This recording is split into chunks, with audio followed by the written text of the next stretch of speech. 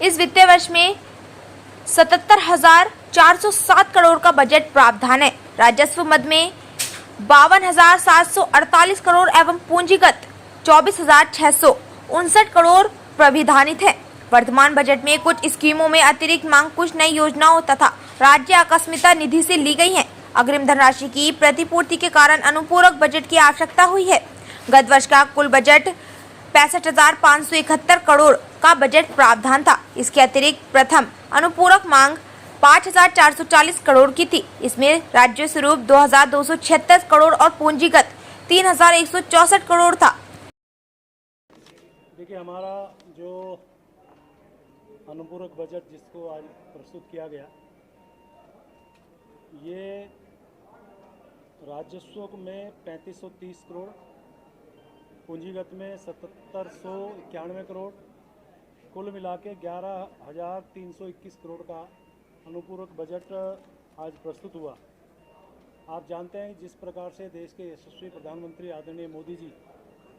के आशीर्वाद से हमारा उत्तराखंड भी आगे प्रगति की ओर अग्रसर है। सबका साथ, सबका विकास, सबका विश्वास, सबका प्रयास के मूल मंत्र के साथ माननीय धामी जी के नेतृत्व में ये सरकार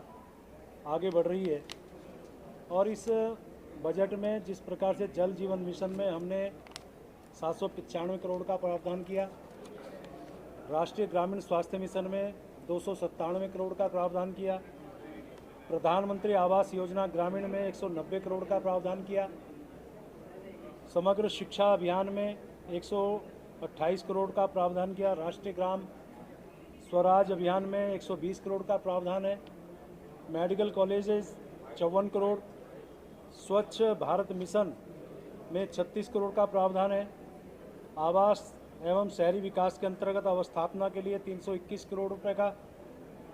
ऋषिकेश योग नगरी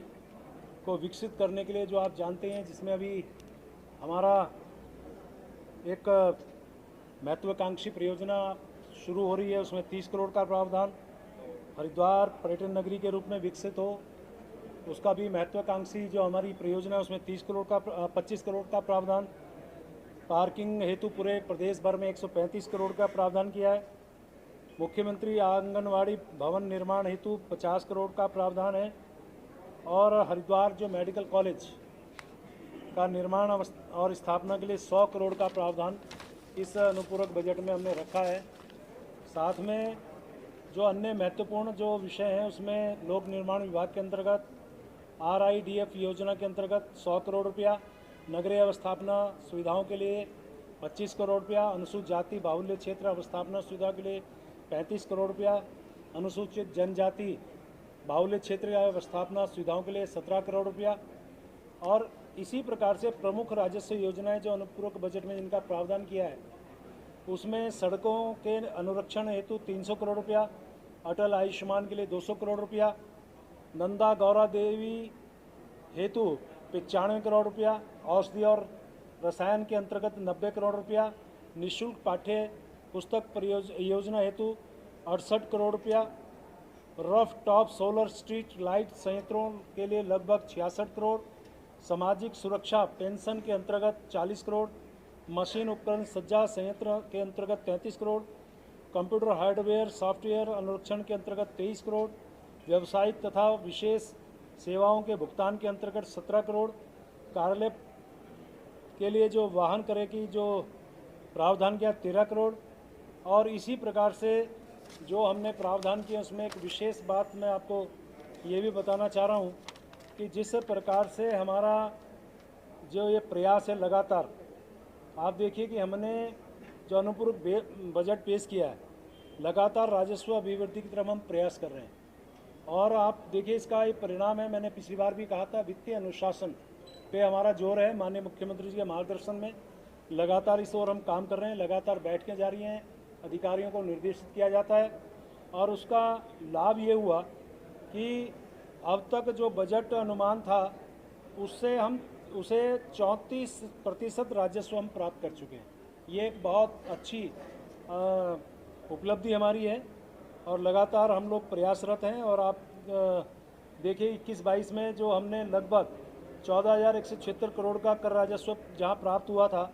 वहाँ 22-23 में बढ़कर 17,103 करोड़ रुपया हुआ है। यानी कि यहाँ भी हम लोग बढ़े हैं और ये 47% का कर राजस्व हम लोग प्राप्त कर चुके हैं। कुल मिला के मैं कह सकता हूँ कि जो अनुपूरक बजट है इसमें जो हमने प्रावधान किए हैं, जिस प्रकार से हमने वित्तीय अनुशासन के माध्यम से और माननीय मुख्यमंत्री जी के मार्गदर्शन में, माननीय हमारे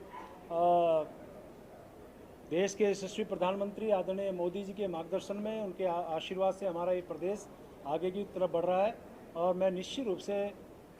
जब परसों जब बजट मदवार चर्चा होगी तो विशेष तौर से आपकी सारी बातें उस टाइम बता दी जाए। सर, आज नियम 58 के तहत जो आपदा का विषय आया, आपने